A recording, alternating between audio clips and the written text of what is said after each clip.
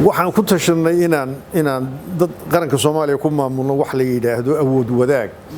dhaqaale iyo siyaasadii midowba lagu mideeyo sida qore wax loo wadaagi karaa cooperation loo sameyn karaa waxa weeye ummaddu inay bal marka hore himilooyinka ay ku midoobayso ka midaysan tahay isqabqabsi baa ka yimaada Soomaaliya qodama adduunka oo dhan baa la isku qabtaa sida dhaqaale loo maamulay siyaasad loo maamulay laakiin haddii si joogto ah aan loo wada hadlayn oo wixii qaldan aan xal loogu raadinahayn marka waxay noqonaysaa Soomaaliya waxay tiraahdo midi ku taag dawladda dhexe la hadli maayo oo gobol fadhiya ama anoo dalka maamulaya magaalo madaxiisa inay yiraahdo reer khayraadka dalka wax ka siin maayo gobol hebel waxyaabaha noocaas ee la Soomaalidu ka baxdo isqabqabsiga noocaasa horumarkeenu iyo horusocodka dalka Soomaaliya si badan buu wiiqmaya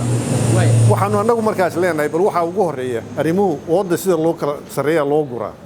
arrimo baa jira u baahan dood dheer iyo isafgarad iyo haday tahay election kastaan ku galeena xisbiya saan u sameeyay waxyaabaha kalena waa wax basiid oo wasaan wax u qaybsan karnaa dhinacaas dhaqaalaha marka ka hadlayna political stability-ga ama xasilooni siyaasadeed saldhigooda bal markaan fiirino saameyn intee la eg ay dhaqaalaha dalka Soomaaliya ama ay ku cuuriyamiyeen dhinaca deganaanshaha siyaasadda bal maxaa iska bedelay sanadooyinka waxaan xogaa ku taabanaya labada qodob ee kala hadda meesha ku hayna daba su'aashaadaan u gudbi qodobka labaad waxa weeye wax la yiraahdo musuqmaasuq qarankan ku baahay ayaa Soomaaliya lagu sifeeyaa anigu ma leeyahay dalalka kale way ka xun tahay laakiin haddaad adduunka eegto hay'adaha kan sameeya evaluation ku sameeyo 180 dal baa la yiraahdaa tan waaya kan taas waa 180 ka waxa Soomaaliya ugu sii musuqmaasuq baahsan yahay uguna liidata sidii taa looga bixi lahaayna waa qodob aan faraha ku hayna ka saddexaad arinta tanadaad sheegayso dhaqaale muxuu ku qabcaa anagu waxaan qabnaa inuu ku qabco ugu horeeyo waxa weeye stability xasilooni wuxuu kale ku qabcaa waa kartiyo hufnaanta loo baahan yahay in musuqmaasuqa la dagaalamo xasiloonida maxaa ku dhacay waxa ku dhacay tii aan markii hore tilmaamayay oo oranaysa war siyaasaddu waxa ay ku degtaa ku xasishaa waxa weeye wada hadal iyo dialogue iyo wixii la isku hayo xal loo raadiyo laakiin mid ku taag ma soconayo gudoomiye cali qodobka kale madashu looga hadli doono waxa kamid ah physical taxation ama canshuurta guud oo dalka si midaysan arintii federaalkina waa qaadan waa dood aad u xiiso badan oo dhinaca madasha marka la fiiriyo sidee u arkaa arintaas oo kale waa arin dood weyn ay tahay maalin iyo maalmo badan qaadan doonto sanadada sidee guddiga dhaqaalaha arintaas uga tala bixin doonaan waxay uga tala bixin doonaan arinta ugu horeysa waxyaabaha dhex yaala laba maamul oo midna gobol ka taliyo midna qaran ka taliyo inay intay is hor fadhiistaan yiraahdaan maxaan ku midoobi karnaa waxaan ku soo qaadi shirkii ugu dambeeyay ee Baydhabo lagu qabtay hadda muddo sanad iyo waxyaabo laga joogo inta la isu yimi madaxdii gobolada iyo madaxdii marka dalka haddana joogtay markaana joogtay ayaa waxa lagu heshiiyay khayraadka badda ee haddii aan gaas iyo helno petrol saan u qaybsanaa laba bari gudahooda lagu heshiiyay ma aha waa perfect ma aha waa tii ugu fiicneed ma laakiin waa wax heshiis oo dhex maray madaxdii marka hirgelinteedii wali dhiman tahay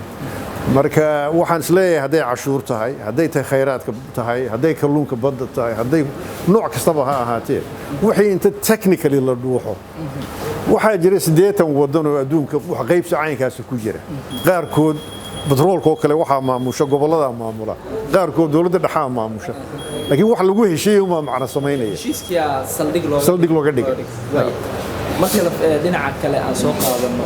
Soomaaliya mudooyinkan IMF-ta ama World Bank-ga ama hay'adaha dhinaca dhaqaalaha waxay leeyihiin geedi socodka Soomaaliya ma xumo dhinaca horumarka dhinaca maaliyadeed ama dhaqaaleed haddana marka la fiiriyo dadku wax badan baa maqan waxa xuquuqaad ah oo dadku dhinaca haddii canshuuraadka oo kale dib inay u helaan oo kale in adeeg dib loogu celiyo qaarkood si sax u bixin wacyigelin dhinacaas ma ku muuqato waxaan ku xasuusinayaa bari waxaan ka hadlaynay ugu culusi waxa weeye dalka kan dawlad kaligeed wax maamusha ma jirto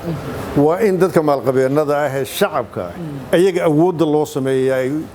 horumar iyo shaqo iyo u sameyn lahaayeen hadii dhalinyarta tahay dalka waxa lagu tilmaamaa boqolkiiba dadka 70 iyo ziyaada dhalinyara boqolkiiba 75 boqolkiiba shaqo ma haya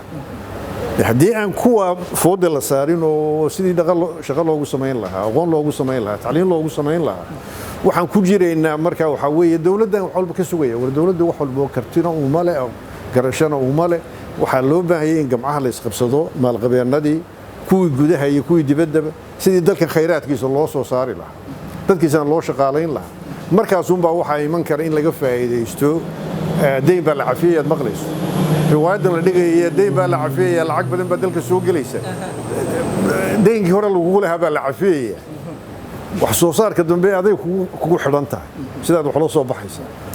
marka waa qodobka aan maalin dhan ugu talagalay bari in laga doodo waxaan ku rajo weynaa inaad dhegaysan doonto doodda halkaa ka bilaabanta hadday beera tahay hadday tahay baanan tahay sidii waxaasoo dhan loo abuuri lahaa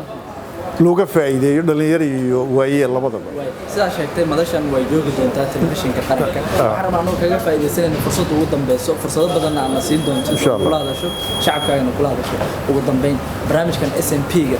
ee Soomaaliya hadda geed socodka deyn cafinta Soomaaliya markaan fiirino waxaad sheegtay in deemihii hore la cafin doono bal aqoontaada aad nooga faa'iideynayo muxuu yahay SNP sidee dawladda Soomaaliya hanaanka hadda uga faa'iideysanayso oo institution ku sameynayso dhismaha hay'adaha dawladda cabdirashiid waxaa weeye waxyaabana waa asal waxyaabana waa mila awaal weeye waxa asalkay waxaa weeye Soomaaliya deyn ilaa 5 bilyan lagu leeyahay inta deynka lagu leeyahay khayraad badan iyo amaah iyo cidina siin mayso marka haddii deynka la cafiyo dawladda isu hawlanaydna waa ku mahadsan tahay maxaa jira culayskaas inaga baxaya oo waxaan noqonaynaa dal caadi ah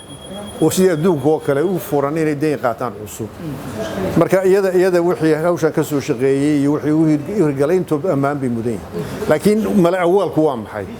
deyn baan layga cafiyay waan gartay laakiin khayraad badan iyo lacag badan baa dalka soo gelaysa dee lacagta badan xayay ka soo gelaysa soo inaad shaqaysato ma soo inay dalka dadkii u shaqeynayay marka wax soo saarkii u jeestaan ma